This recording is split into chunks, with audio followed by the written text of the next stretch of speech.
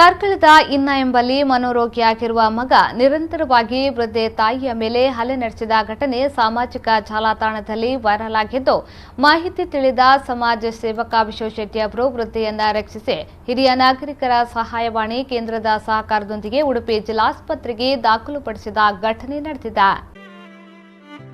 ವೃದ್ಧೆಯ ಹೆಸರು ಸಂಜೀವಿ ಶೆಟ್ಟಿ, ಪತಿ ಕರಿಯ ಶೆಟ್ಟಿ ಎಂದು ತಿಳಿದು ಬಂದಿದೆ. ವೃದ್ಧೆಯು ಮನೆಯಲ್ಲಿ ವಯೋಸಹಜ ಕಾಯಿಲೆಗಳಿಂದ ಬಳಲುತ್ತಿದ್ದ ಅಸಹಾಯಕರಾಗಿ ಬದುಕು ಸಾಗಿಸುತ್ತಿದ್ರು.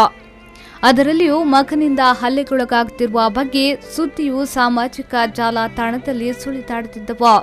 ಘಟನೆಯ ದೃಶ್ಯಾವಳಿಗಳು ಮನ ಕಲಕುವಂತಿತ್ತು. ಈ ಬಗ್ಗೆ ಸಾಮಾಜಿಕ ಜಾಲತಾಣದ ಮೂಲಕವಾಗಿ ಮಾಹಿತಿ ಪಡೆದ ಉಡುಪಿಯ ಸಮಾಜ ಸೇವಕ ವಿಶ್ವಶೆಟ್ಟಿ ಅವರು ವೃದ್ಧೆಯ ರಕ್ಷಣಾ ಕಾರ್ಯಾಚರಣೆಗೆ ಮುಂದಾಗಿ ಮಾನವೀಯತೆ ಮೆರೆದರು.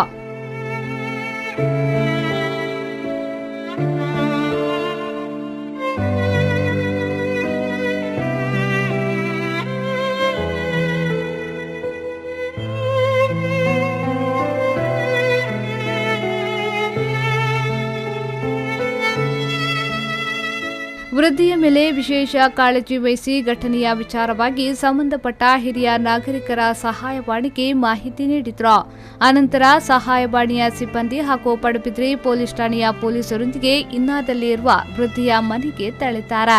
ಈ ಸಮಯದಲ್ಲಿ ವೃದ್ಧೆಯು ಮನೆಯ ಒಂದು ಮೂಲೆಯಲ್ಲಿ ಅನಾರೋಗ್ಯದಿಂದ ಸಹಾಯಕರಾಗಿ ಬಿದ್ದುಕೊಂಡಿದ್ದನ್ನು ಗಮನಿಸಿದ್ದಾರೆ. ವೃದ್ಧೆಯು ಸರಿಯಾಗಿ ಆಹಾರ ಸೇವಿಸದೆ ನಡೆದಾಡಲು ಬಲಹೀನರಾಗಿದ್ರು. ಇವರ ರಕ್ಷಣೆಯ ಸಂದರ್ಭ ಅವಿತಿದ್ದ ಮನೋರೋಗಿ ಮಗ ಪೊಲೀಸ್ ಹಾಗೂ ಸಾಮಾಜಿಕ ಕಾರ್ಯಕರ್ತರ ಮೇಲೆ ಹಲ್ಲೆಗೂ ಮುಂದಾಗಿದ್ದ. ಪೊಲೀಸರು ಆತನನ್ನ ಚಾಣಾಕ್ಷತನದಿಂದ ವಶಕ್ಕೆ ಪಡೆದಿದ್ದಾರೆ. ತದನಂತರ ವಿಶ್ವಶೆಟ್ಟಿ ಅವರು ವೃದ್ಧೆಯ ಇನ್ನೊಬ್ಬ ಮಗನಿಗೆ ಮಾಹಿತಿ ನೀಡಿ ಆತನ ಅನುಮತಿಯ ಮೇರೆಗೆ ಹಿರಿಯ ನಾಗರಿಕರ ಸಹಾಯವಾಣಿಯ ಸಿಬ್ಬಂದಿ ನಿತೀಶ್ ಅವರ ಸಹಾಯದಿಂದ ವೃದ್ಧೆಯನ್ನ ಉಡುಪಿಯ ಜಿಲ್ಲಾಸ್ಪತ್ರೆಗೆ ದಾಖಲು ಮಾಡಿದ್ದಾರೆ.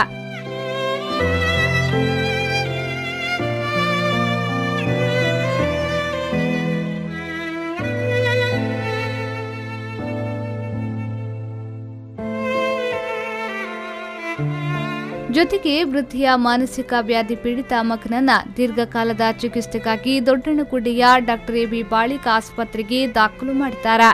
ಬಡ ವೃದ್ಧೆಯ ರಕ್ಷಣೆಗೆ ಸಂಬಂಧಪಟ್ಟ ಇಲಾಖೆ ಸೂಕ್ತ ವ್ಯವಸ್ಥೆ ಕಲ್ಪಿಸಬೇಕು.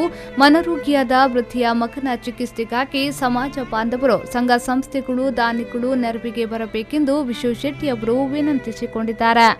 ಉಡುಪಿ ಜಿಲ್ಲೆಯಲ್ಲಿ ಬಹಳಷ್ಟು ಸಾವಿರಾರು ಜನ ಮನೋರೋಗಿಗಳು ಸರಿಯಾದ ಚಿಕಿತ್ಸೆ ಇಲ್ಲದೆ ದುರಂತಮಯವಾಗಿದೆ. ಅದಷ್ಟು ಅಸಹಾಯಕ ಮನೋರೋಗಿಗಳು ರಸ್ತೆ ಬೀದಿಗೆ ಬೀಳ್ತಾ ಇದ್ದಾರೆ, ಒಂದು ನರಕಯಾತನೆ ಅನುಭವಿಸ್ತಾ ಇದ್ದಾರೆ.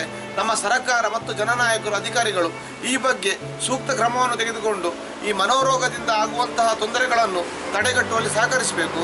ಜೊತೆಗೆ ಈ ವೃದ್ಧಿಗೆ ಮುಂದಿನ ದಿನಗಳಲ್ಲಿ ಒಂದು ಒಳ್ಳೆಯ ಬೆಳಕನ್ನು ಕೊಡುವ ಹಾಗೆ ಸಹಕರಿಸಬೇಕು. ಜೊತೆಗೆ ಸಮಾಜವೂ ಕೂಡ ಹಾಗೆ ಇಂತಹ ಒಂದು ಅನಾರೋಗ್ಯ, ಒಂದು ವಿಶೇಷವಾದ ಒಂದು ದುಸ್ತರ ಸ್ಥಿತಿಯಲ್ಲಿರುವ ಜನರ ಬಗ್ಗೆ ಇಲಾಖಾಧಿಕಾರಿಗಳ ಗಮನಕ್ಕೆ ತಂದು ನಾವು ಕೂಡ ಅವರೊಟ್ಟಿಗೆ ಸಹಕರಿಸುವ ಜೊತೆಗೆ ಬರುವಂತಹ ಸಮಸ್ಯೆಯನ್ನು ಪರಿಹರಿಸಲಿಕ್ಕೆ ಖಂಡಿತ ಸಾಧ್ಯ ಇದೆ ಅಂತ.